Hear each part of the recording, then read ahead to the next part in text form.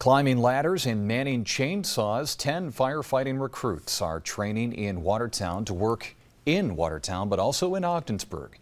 With a look, here's 7 News reporter Lexi Bruning.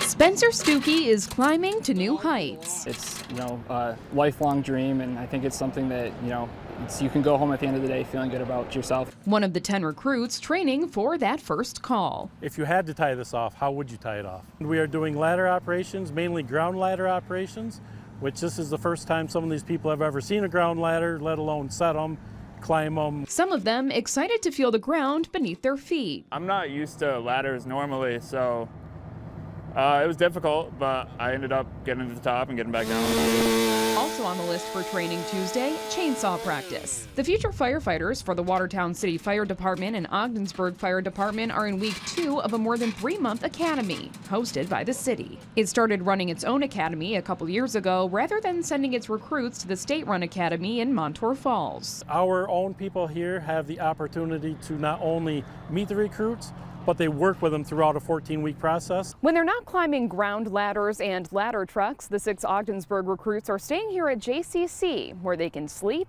and eat. We were able to work with them, formulate a plan to provide them the opportunity to stay in our residence hall while they did some of their training here on campus. For the Ogdensburg recruits, it also means less driving in the unpredictable North Country winters. Convenient, obviously the hardest part is, I do have kids at home, so, missing the family, just being away from the family. The class graduates on May 31st. Lexi Bruning, 7 News.